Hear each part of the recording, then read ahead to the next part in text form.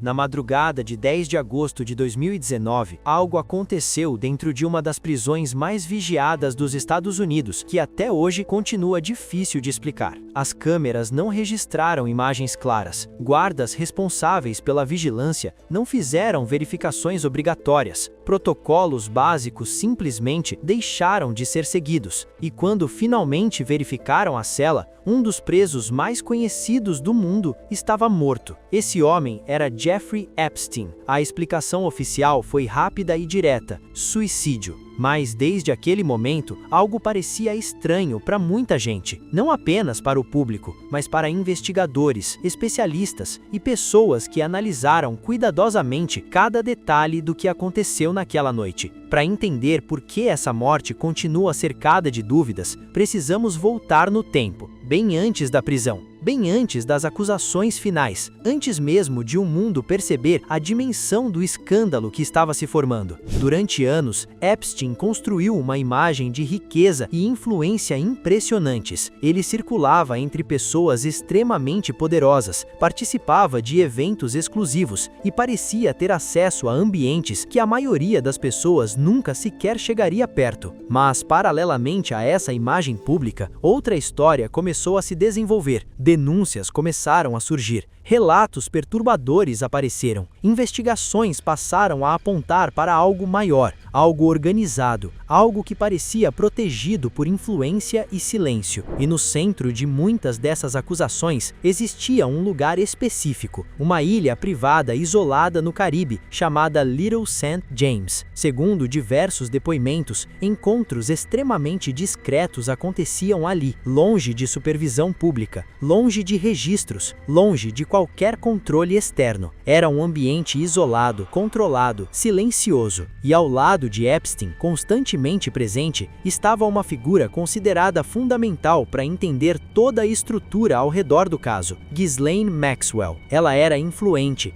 bem conectada socialmente e profundamente envolvida no círculo que cercava Epstein. Seu nome apareceria repetidamente nas investigações e sua proximidade com ele se tornaria impossível de ignorar. Durante muito tempo, parecia que nada realmente mudaria. Mas então, novas acusações federais surgiram, e dessa vez, as consequências foram imediatas. Epstein foi preso e enviado para o Metropolitan Correctional Center, em Manhattan, uma instalação de segurança máxima, um lugar desenhado para vigilância intensa, especialmente para presos considerados de alto risco. E havia um motivo claro para essa classificação. Semanas antes, ele já havia sido encontrado em uma situação considerada possível tentativa de suicídio. Isso significava que o risco era conhecido, e quando o risco é conhecido, a vigilância deveria ser constante, monitoramento rigoroso, verificações frequentes, protocolos reforçados. Mas então chegou a madrugada de 10 de agosto e algo começou a dar errado. Naquela noite, as câmeras que deveriam registrar continuamente não forneceram imagens úteis. Os guardas responsáveis pelas verificações não fizeram as rondas obrigatórias. Registros de monitoramento apresentaram falhas. As horas passaram e quando finalmente verificaram a cela, ele estava morto. A explicação oficial veio rapidamente: suicídio por enforcamento. Caso encerrado. Mas, quase imediatamente, começaram as perguntas. Especialistas analisaram as circunstâncias. Investigadores revisaram os procedimentos. Profissionais da área médica examinaram detalhes. E uma dúvida central surgiu: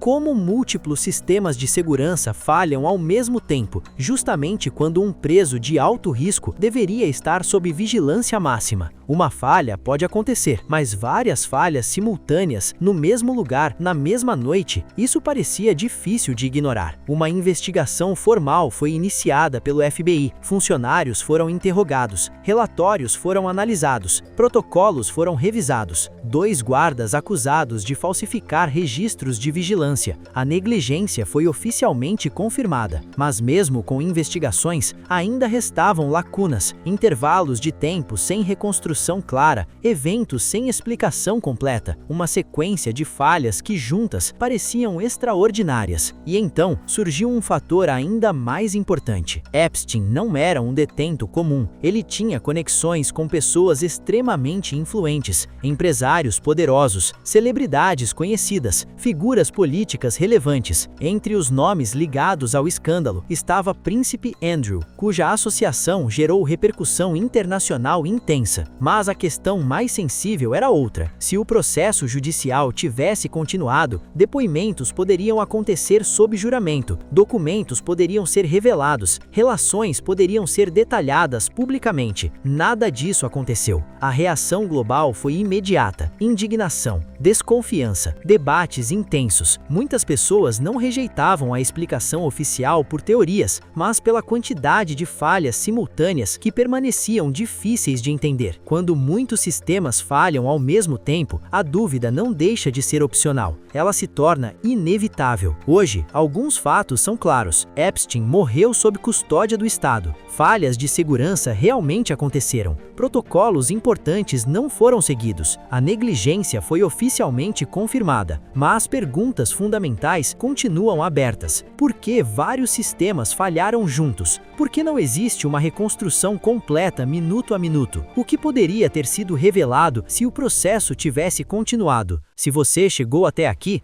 um aviso rápido. Se você se interessa por casos reais, mistérios, histórias que desafiam a lógica e dividem opiniões até hoje, se inscreva agora no Face da Curiosidade. Aqui a gente analisa os casos com profundidade, respeito e sem conclusões fáceis. Agora sim, vamos ao caso. Alguns mistérios desaparecem com o tempo, outros permanecem porque representam algo maior do que um único evento. Este caso se tornou um símbolo de perguntas sobre poder, influência, responsabilidade e transparência. E até hoje, a pergunta mais simples continua ecoando: como sistemas desenhados para impedir exatamente esse tipo de situação falharam todos na mesma noite? Talvez um dia todas as respostas apareçam. Ou talvez essa seja uma daquelas histórias que nunca serão completamente resolvidas. Porque certas perguntas, quando surgem, não desaparecem. Elas permanecem, esperando por respostas que talvez nunca venham.